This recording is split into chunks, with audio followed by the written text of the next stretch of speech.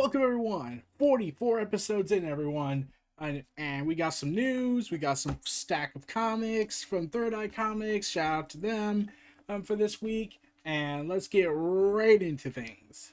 DC Comics. Apparently, according to Bleeding Cool, Rich Johnson, who seems to be all over this DC Comics stuff going on, has reported that Warner Bros. Firing of everything going on, and apparently means that it's a part of a series of measures that will include a switch away from month print comic books towards digital comic book serialization of stories, and then collected in trade paperback size volumes or larger, thicker anthologies aimed at a general mass market, a bookstore market, the book fair market, and the likes of Amazon, and then comic book stores and the direct market almost as an afterthought.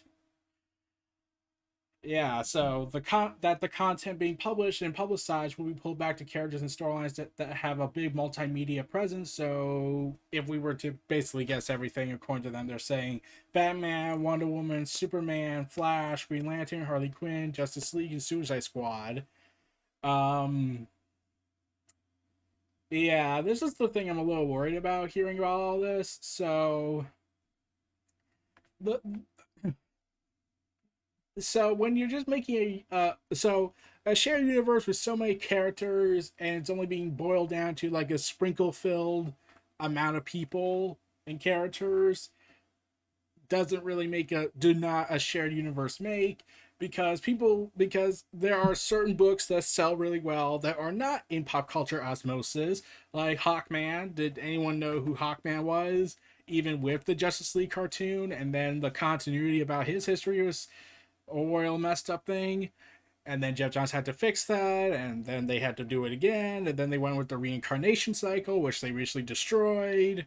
And Hawkman was considered a critical success by many and sold really well, but he's not as, what's the best way to describe it, in the mainstream ideology, because really you had the Justice League cartoon, really, and maybe Young Justice, but that was a background mostly.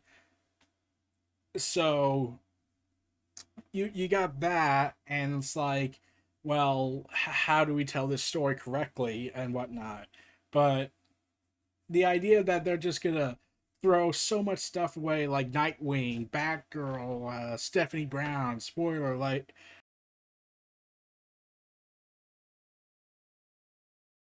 and okay, the video's unfroze. So people love Cassandra Cain, and yes, she hasn't had like any TV appearances outside of Young Justice, and she doesn't really have much of a role in Young Justice. She's just in the background, even though we could get a series out of her. And yet she's very popular and sells really well. Um, like, I'm all for a tighter narrative focus of the DCU, which clearly, if the omniverse thing is a fact, then there's no point in caring. I mean, like, you might as well just publish massive anthology books written by a rotating department. Like, you got the Bat Universe books, you got the Hawkman books, you got the Hawk family books, you got the Green Lantern books, and all of them are their own collection of stories, comic size issues collected in thick paperback or thick hardcovers. Because that might as well be, or maybe, but yeah, maybe if I was to come up with the best way to describe it, maybe like do a big DC, like maybe make several DC Universe books, like tell these smaller character stories with DC Universe slapped on the top, instead of making a character name on it, because people love Donna Troy, and yet she hasn't had her own series outside of the Return of Donna Troy and a one shot and the Wonder Woman appearances, but her only contribution in the entertainment industry is a TV cartoon that never really got off the air. She didn't show up in Teen Titans, even though there were apparently plans to bring her in Young Justice, but for some reason rights fees were involved or something like that. I don't know. And she finally shows up in Titans, and then she's killed off at the end of season two. So, and looks like she'll be coming back, but yeah. The idea that DC's just straight up that under Warner Media's direction, AT&T is like, well, we're moving away from the publication, the monthly comic thing is like a change in a lot of things that I probably don't like, but we'll have to see before we make huge judgments and whatnot. So we'll see how that goes. We'll see, and we'll give it a run. But if it doesn't work, we can always just do a crisis and then fix everything, right? Because that fixes everything. So Wonder Woman 1984. Apparently, there are plans to publish that movie. According to Variety, the studio is considering releasing the Wonder Woman movie on Christmas Day, and are currently planned for a limited run in theaters before putting it on HBO Max in January. The other option is to delay the film until the summer of 2021. Yeah, considering how much Black Widow's been delayed for like the entire rest of the year and will be a 1 year delay essentially. Um, yeah, and plus, I'm pretty sure this would boost up HBO Max. It just launched this year, and yeah, they're probably going to need as much content. Like, after Zack Snyder's Justice League's over, and if they don't do a sequel to that, then what else could they do? Like, we have Wonder Woman, we can put that on there. Yeah. Um, but honestly, I don't know if Christmas Day is the best way. Like, maybe you should just flat out just put it on streaming services because and do that Disney Plus charge, a premium product, charge it a couple of months in, and then afterwards, then make it free for everyone that has an account on there, and pay and does the subscription fees, and then release it on Blu-ray and DVD and steelbooks because I am definitely not obsessed for steelbook booklets. So yeah, that's just my 2 cents. But yeah, a lot of things happen on that front. So HBO Max's Friends reunion is rescheduled for early 2021. So yeah, now it's not like the Friends reunion being rescheduled for the beginning of March. Or looks like we have a busy year coming up. Co-Matthew star Matthew Perry tweeted this. Friends reunion being rescheduled for the beginning of March. Looks like we have a busy year coming up, and that's why I like it. The holiday report that said the date isn't confirmed, but that filming is meant to happen in early 2021. So yeah, they were set to happen in May 2020, but that as one of the inaugural offerings of HBO Max, which required all 236 episodes for $425 million. However, the Friends special missed the launch date because of the virus. Filming was rescheduled for August, but that also fell through because of the damn virus. So yeah, and plus they're gonna do a Fresh Prince of Bel Air reunion, but without Uncle Phil. So yeah. So as part of the so as part of the Undertaker's final farewell, if they really do that, I'll be amazed. He's It seems that during an interview, managing editor Nick Hausman and Vega discusses MLW's restart, Undertaker's final farewell, and all things Bone Street Crew. Vega confirmed to honorary BSK member Hausman that he will be at Survivor Series for The Undertaker's final farewell, saying this: "Yes, I got a call on Friday of last week before I got on the plane to New York City, and I was asked if I'd like to be part of this big moment of The Undertaker's career." Vega recalled, "I'll be there as a friend, as a wrestler, and as a BSK member, and when they called me and asked if I'd like to be there, of course, why not? He's my friend, he's a good person. So on the 21st, I'm flying to Orlando, and we're going to be at Survivor Series on the 22nd. So far he says I'm just going to be there. So the BSK members are going to be there, and we'll see what happens. I hope something happens. I'm just happy to be with my crew, my guys. You got Rikishi, Papa Shango, Godfather, you got Taker, and you got the Godwins. I mean, I'm just happy for that. So it's presumed that this is the final farewell of the Undertaker, his official retirement. And while Vega was not sure if The Undertaker will truly retire, you know that if you're going to retire, don't come back unless the fans demand it. With that in mind, Hausman and Vega joked about BSK versus Click match to finally settle their decades-long feud and whatnot. So, yeah, yeah. So, what I don't really know much about this group, but so I'm probably in the lesson know. But Undertaker's final farewell. Okay, so every time I hear that phrase, this is it. The Undertaker is done. It never happens.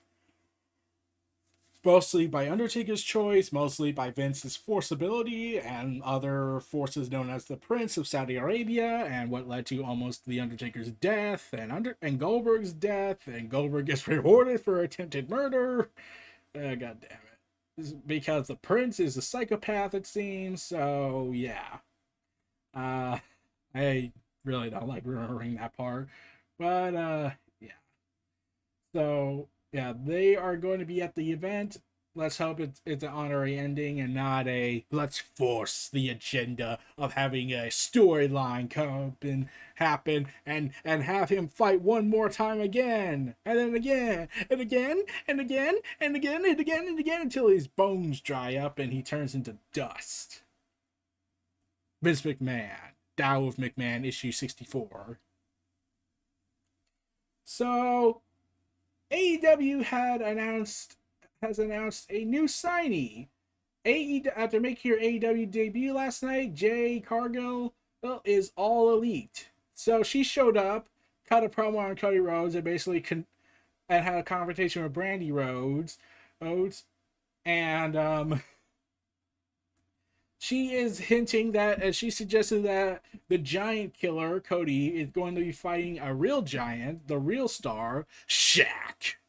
Revealing Shaquille O'Neal is coming to AEW.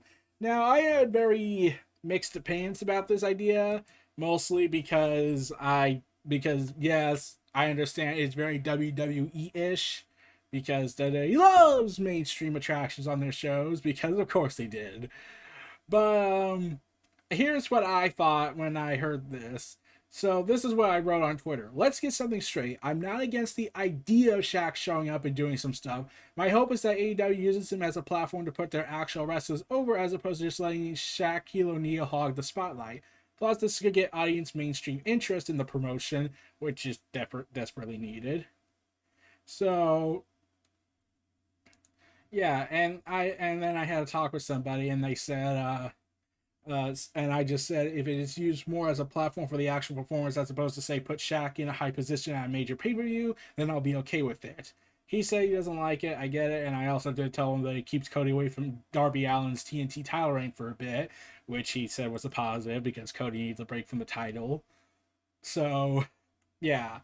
While I do get that, yeah, there is a major concern with the idea of Shaquille O'Neal, being in AEW and doing something like, I would hope it'd be just like Mike Tyson, where he just shows up, puts someone over, and then possibly does some spectacle moment with Jericho, and that's it, and stays away from the youngin guys so they can get over and not be buried, because of course that would happen in WWE. Like, I'm hoping Shaquille O'Neal does something awesome, but at the same time, I don't want him to hog the spotlight. So there has to be a delicate balance. I hope AEW can really prove themselves in this event, where essentially they have to show we can do celebrity appearances right, whereas WWE will do it wrong. So yeah, good luck with that, and good luck with Jay Cargill to her multi-year deal at AEW. She's all elite. Let's see what she can bring to the table. Especially since it's looking like she's going to go to war with Brandy. So WWE is asking people on their fake council, that fan council survey. That's not really true. Like, they say, we value your input, mostly to suck you dry and ruin your life, but we value your input. And then we'll tear out the input and throw it away. So they asked the fans to gauge fan interest on how comfortable they will be with the company return to live events again, specifically within the first 3 months of next year. Most of the questions dealt with the kind of safety protocols fans think they are necessary, such as cleaning stations and venues, individual seating pods, and if they would feel safe attending.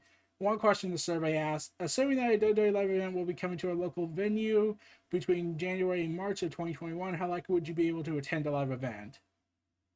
The options given is very likely, somewhat likely, neutral, somewhat unlikely, very unlikely. Yeah, I would say, yeah, even before the pandemic, someone said this. WWE has issues filling arenas before the pandemic. I say less than half of that amount would be willing to show up, and if you factor in their lackluster television and plummeting interest, that number of folks continues to trend downward. Good luck, though, if that's their plan. And let's see what the reply was. Not Florida, any... Oh. Never mind. Because I got political, and we're not going to talk about that. But yeah, I think it mostly also depends on how far that vaccine that's been apparently having a 90% effectiveness or 90% effectiveness will be distributed, and we'll see how that goes. But yeah, I would probably wait before burning something, lighting something on fire, and then probably having to put it out and then get in trouble for it. Because how many outbreaks have you had already? Like 4, 5, and now you got Andrew Yang breathing down your neck, especially after Joe Biden won. And now if Biden selects Andrew Yang as Secretary of Labor, and if he fulfills that promise about he'll look into WWE, then Vince is going to have issues on his hands. So I would think not thinking of blowing everything up in your faces again to give him more ammunition. So Tony Khan tweeted out some thoughts, including a proclamation that a balance of power will shift in wrestling, saying this: tonight we have a great lineup for AEW Dynamite live on TNT.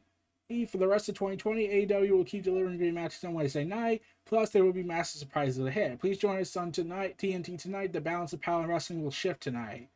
When the show finished up, Khan tweeted again: thank you everyone who watched AEW Dynamite tonight. It's great to get Pac back in AEW. We made some big announcements and huge matches, and for the weeks to come in December, tonight opened a new chapter. I promise undeniable moments on Dynamite are still coming in 2020. So yeah, so some people got pissed about this, about the context, about how the power shift would be happening. So this is what he said when PW Insider reached out to Khan, receiving this response from the president of AEW. There's more to come. Pac coming back is the beginning of a huge push for the rest of the year. As I said in my last tweet just now, balance of power and storyline refers to Eddie Kingston's strong power base as a character, which could be threatened, but it also refers to the big push AEW is making for the rest of the year into and through December and into 2021.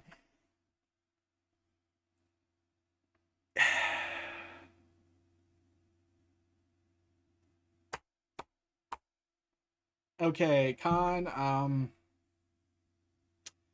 maybe you should have worded that correctly in this tweet. I don't know if I could find the best way to describe how I would have worded it, but yeah, Pac returning was a big moment, but saying the balance of power will shift in the wrestling landscape, you don't think that might have been a little overboard?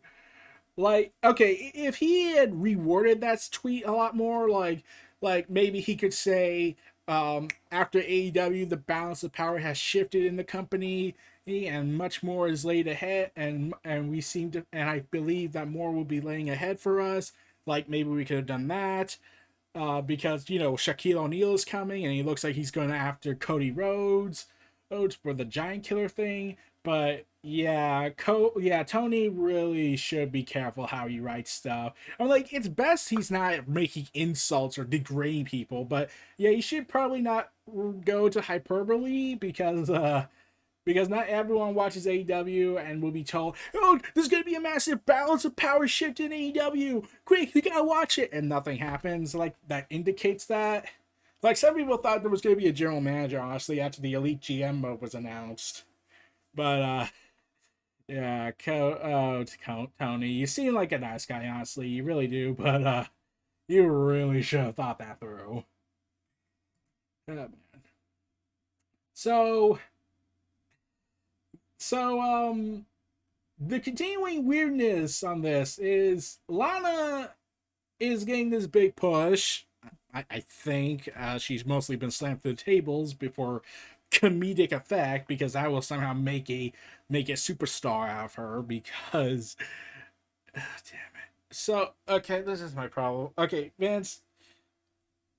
So it was said that WWE thinks that having Nia slam Lana through tables week in and week out to the point of absurdity and annoyance, especially with timing, because after Miro made his debut, all of a sudden we see Lana getting slammed through tables, and no one could think, like, yeah, do you think there might be a connection? Nah. There's no connection. I'm like, WWE has a history of being petty, but maybe this is not the first time maybe this is the first time they're not being petty, right? Yeah, except the boss is a psychopathic, egotistical lunatic, and who even has his own employees calling him lunatics. Like Bray Wyatt called him a psychopath or sociopath on Firefly Funhouse, even if he didn't say his name, but he made him the devil, so that should say something. So the continuing weirdness surrounding Lana, they're saying that, oh, we believe that her being humiliated week in and week out, and then just accepting her table slamming like she's like it's a new fetish for her. This is all part of our elaborate plan to make Lana a superstar as a face. I am curious to know how WWE's PR team has to handle this when explaining the situation. Like, do they have to say, well, you see, we did a lot of research, and then we decided to shove our faces up our asses, and quote an alpha omega sin, and so there's that. But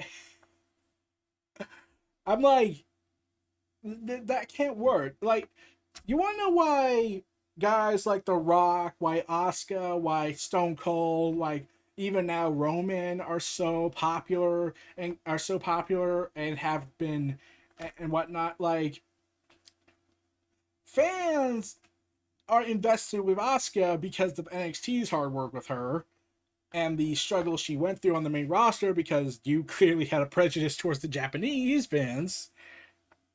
At least that's what I believe.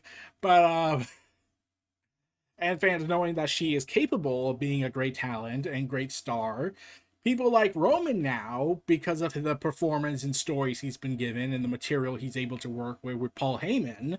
People love The Rock, Austin, Trish Stratus because of the stories, because of the promos, because of the acting, because of all the various angles that go into making a character slammed repeatedly on a table over and over and over and over, then just come out, accept they are going to get slammed through a table like it's a new fetish to get off of. That's not really getting over. That's more like, come on, Vince, you're stupid.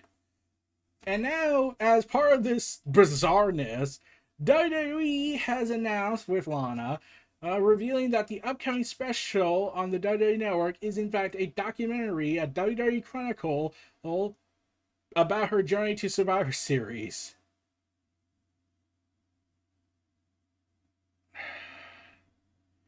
The doc will feature behind the scenes footage and a look at Lana's home life and more. Except, how do I say this delicately? They don't want Miro. They can't, like, they clearly have to film it. Like, so unless they're going to have her out of have Miro out of the house, which is kind of a bullshit move, they can't really film much because Miro's just as part of her life as everything else. And according to the WWE universe, Miro no longer exists because he left. Well, actually, he got fired by Vince. Therefore, he's no longer in the continuity because that's how it works. The WWE does not acknowledge the outside universe unless it's something that can benefit them. TNA anyone? Until they said you can't use that anymore, but like, yeah.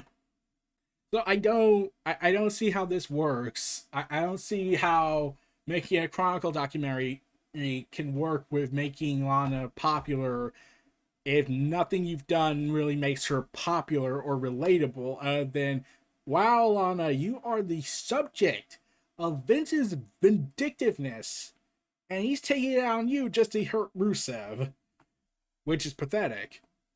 So, yeah, sorry if I have my problems with it.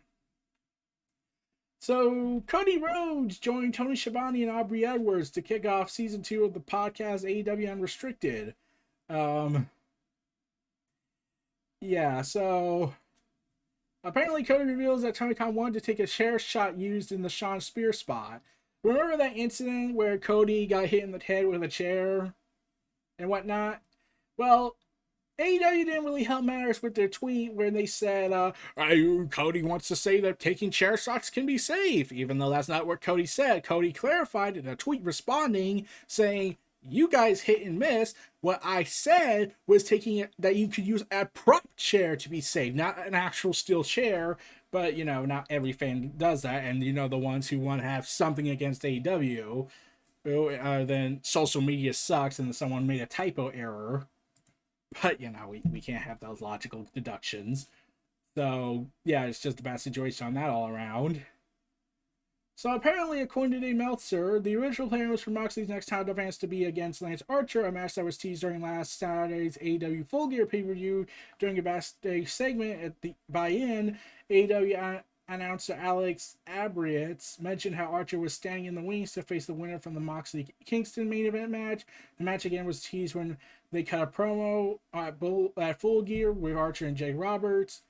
So they said he's uncertain. So Meltzer noted that although he's uncertain the match was forgotten about or postponed, it is obvious that something is going on there, and AEW is going in a different direction. He also mentioned that it's surprising for Moxley and Omega to be airing on TV rather than being saved for the next pay-per-view. Another possible reason, since AEW takes place in 2021, it might be difficult to keep the feud going for more than 3 months, which is understandable because Kenny Omega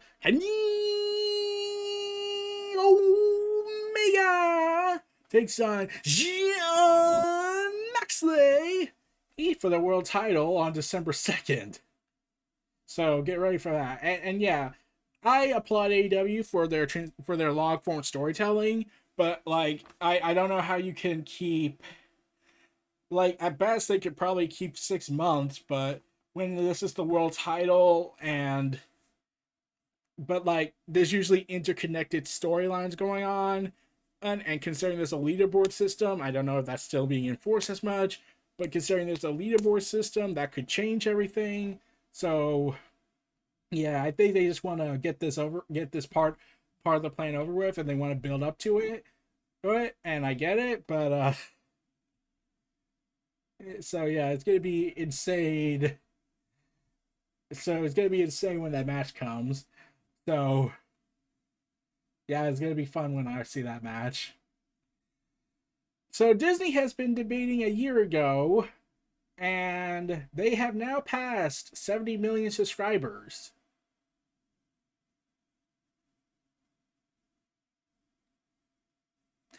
So they made this bragging announcement basically saying, I am pleased to report that as of the end of the fourth quarter, Disney Plus has had more than 73 paid subscribers. 73 million paid subscribers, far surpassing our expectations in just the first year.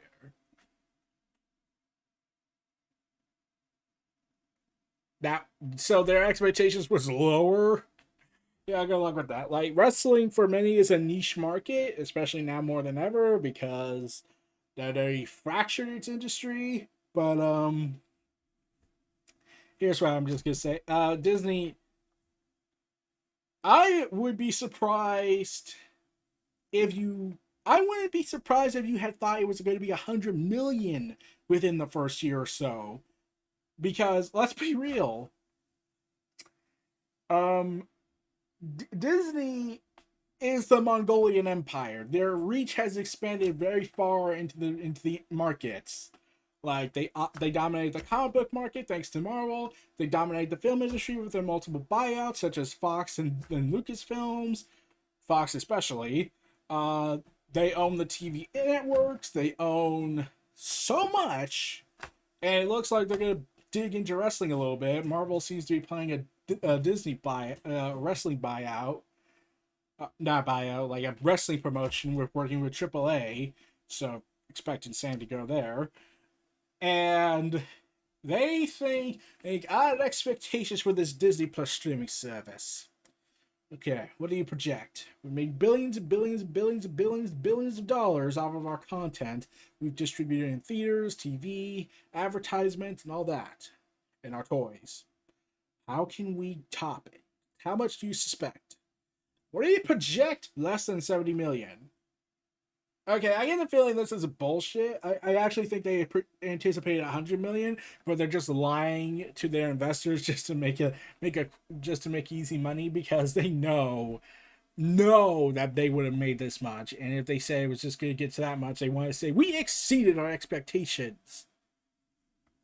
Dumbasses will never know. So yeah, even with 2020, Disney still makes money. But Disney's boss also expressed his disappointment at California's arbitrary theme park reopening standards.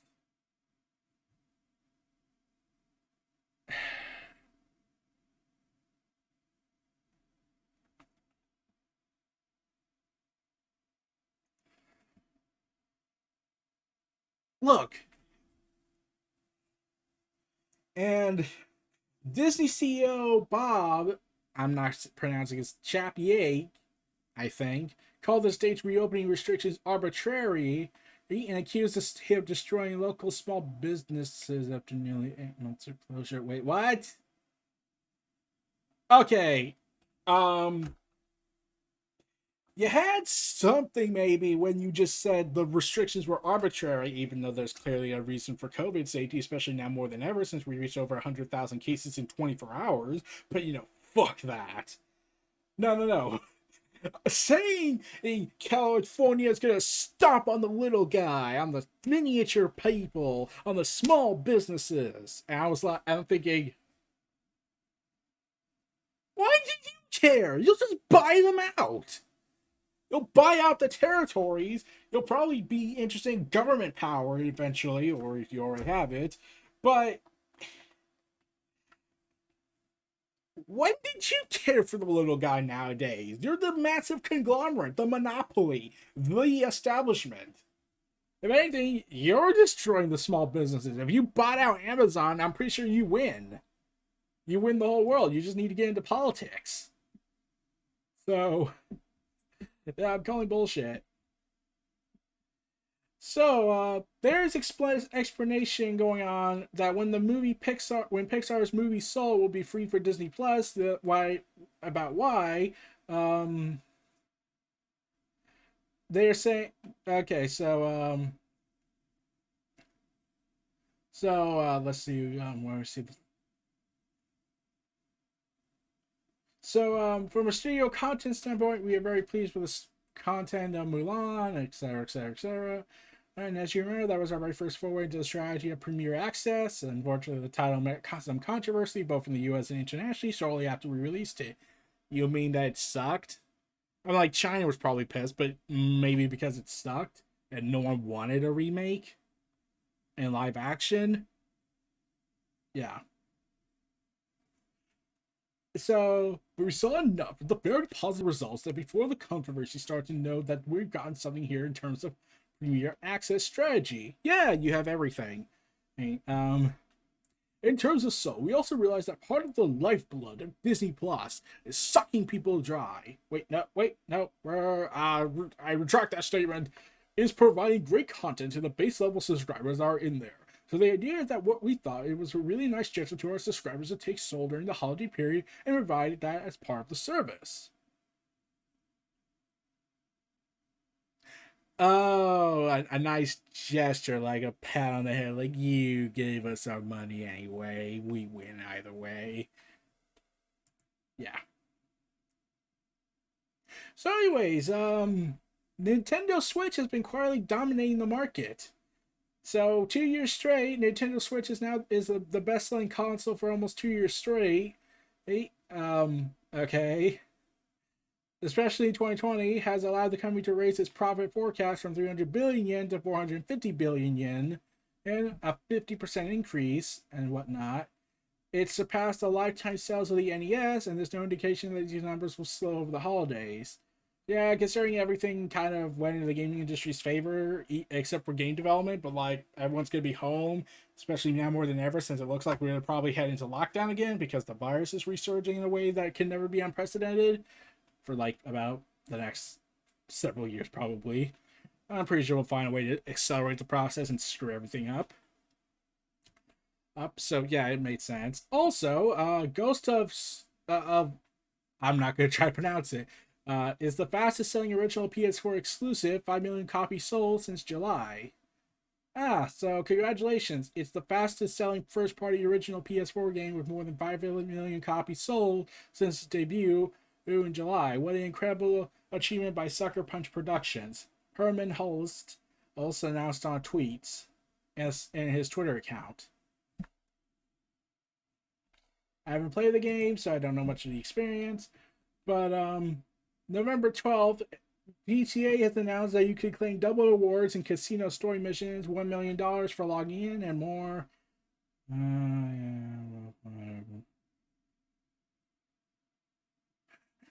I don't care. PUBG Mobile gets special India-only version after being banned in the country.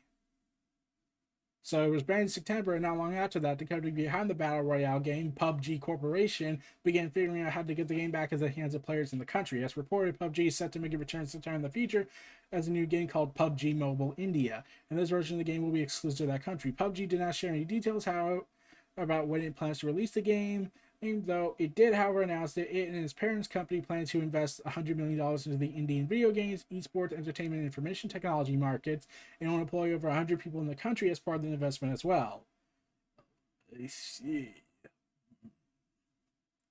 So, yeah, India's capital recently banned over 200 apps with ties to China, which included PUBG Mobile, over concerns of security.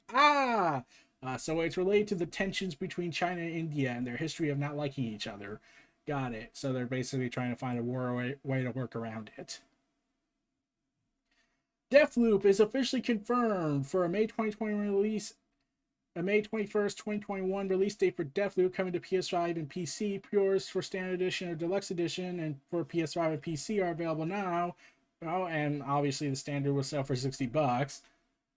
So look forward to that. The deluxe edition will come out for $80. It comes out with the pre-order bonuses along with the Eat the Rich Tribunal unique weapon, and a Prey-inspired unique weapon exclusive to PS5.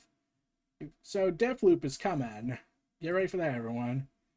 So the scalpers in the world are making efforts to piss everyone off. They are now taking advantage of the PS5 sales to buy out hundreds of thousands of PS5s to make money off of it, up to close to $2,000 on eBay. Oh, man. Yeah, this is the market we live in. I even saw a picture where someone ordered truckloads of shipment of it, and they're getting more soon, and they're planning to sell it for double the prices. So, yeah, am I surprised? No. Am I sad? Yeah. So, FIFA is going to add tools to curb spending and playing time and more. So, they basically said that they're going to make curb tools to, about microtransactions and all that. Okay, here's my idea. How about you don't do it? Okay, look. I will pay 70 to 80 bucks for standard edition if it meant it get rid of microtransactions and loot boxes. I will gladly do that. I will love it. I will accept the risks. But that's not what you're going to do. So I don't believe EA. Like, they can probably put it in, but it's part of this whole BSO positive play project. Okay, just take them out. Do the right thing. You don't need to, put in services. You could just take them out. Since addiction is your key component. And preying on the weak and mental illness. So, Half-Life Alyx now has developer commentary, adding over 3 hours of developer commentary and an update. Sections of the commentary can be activated using floating headsets that have been added to Half-Life Alyx's levels. Players need to simply pick the headphones up and place them on their heads to begin audio playback of the commentary. Each headset is located near one of the 147 different points of interest that members of the development team will provide insight on. Valve notes that the concluding weeks of the development was done during lockdown. Developer commentary was originally intended to ship with the game at launch, but constraints meant it was delayed until now. Commentary has also been recorded by staff from their homes rather than at Valve's recording studio. For players to activate, they will need to start a new game with commentary enabled. Valve warns that commentary does feature significant spoilers, so it's best saved for a second playthrough. Okay. So, I can't wait to see what they say about the ending, about how they just confirmed Half-Life 3 without actually saying it. So, Paul W.S. Anderson has teased the possibility of future sequels being developed in the same universe as his upcoming movie Monster Hunter. How about you focus on one movie before you make multiple ideas? Like, that's what like Resident Evil, like after the Resident Evil debacle, you would think it'd be like wait it out and like have some ideas, some basic ideas, but wait out before planning a sequel because you think it will do well, because your track record lately has been kind of bad. Oh, so for the most shocking moment, for the first time, 2020 will be the first year where MCU related content releases since 2009, as it is announced that Marvel Studios' WandaVision and is streaming on January 15th on Disney Plus. No. Okay.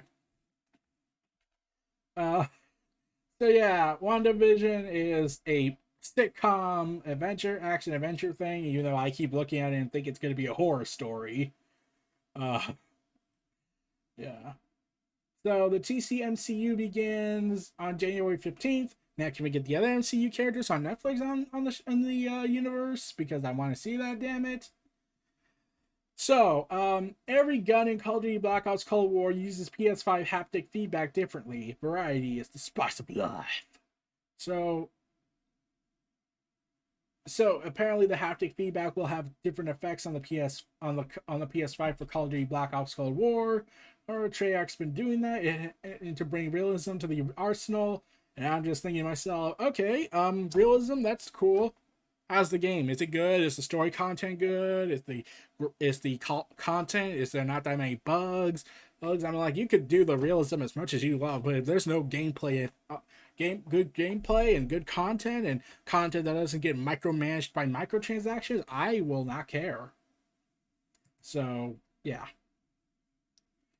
So, Phil Spencer has tweeted out, "Thank you for supporting the largest launch in Xbox history. In 24 hours, more new consoles sold in more countries than ever before. We're working with retail to resupply as quickly as possible. It could show us the connected power of the play is more important than ever." Yeah, especially since everyone's kind of trapped at home, has nothing to do, or else lose their minds. And if lockdown happens and if the internet was to suddenly go out, then we'd be doomed and damned for eternity if the internet was destroyed somehow. So yeah, they have no figures have been given, but apparently, but IGN did say that Xbox One was previously the most successful launch with more than 1 million units sold in launch day, and since it seems the Xbox Series has surpassed it, it looks like there's more to it. So cool. So that's about it for the news. Let's get to the comics. So first off is what you all saw today. Death Metal Infinite Hour of Extreme with Lobo as the star. So expect the insanity to rock on. Next on the list is the blank variant version of Punchline, which isn't really a blank variant because when I think of a blank variant, I just think there's a blank cover with the knives on it. But no, it's just the covers around it. Yeah, I don't get why the logic about that either. Next up is Wonder Woman 766.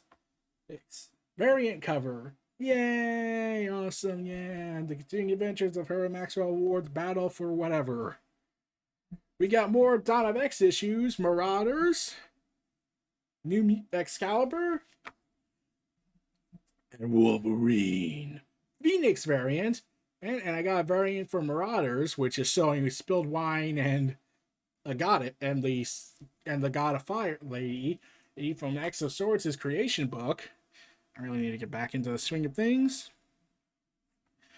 Champions issue 2 as part of the Outlawed storyline. With Rhea Williams, Riri Williams crying. Hey, so clearly something bad happened. We got I am Iron Man. Standard cover since it's the beautiful Alex Ross designs. And so Alex Ross immediately wins everything. We got Strange Academy issue 5, which is going to be insane since since there are students everywhere in the forest, so clearly that's going to go well. Oh, and last but not least, we got Darth Vader, issue 7 by Greg Pak, featuring the storyline Into the Fire, the Assassin. So, content, sweet content.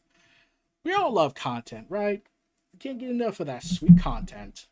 So, these were all the collected comics. Yeah, not that much this week as usual, but expect next week's issue releases. Since I just gotta make the orders and get them. So, shout out to Third Eye Comics on that front. So, these were my collective thoughts, Neo Reality Collective Pop Culture News Talk, episode 44. This was Neo Reality Entertainment. Feel free to like, comment, subscribe, and donate to for more. And just remember, she's the punchline. She is where you end. Take care.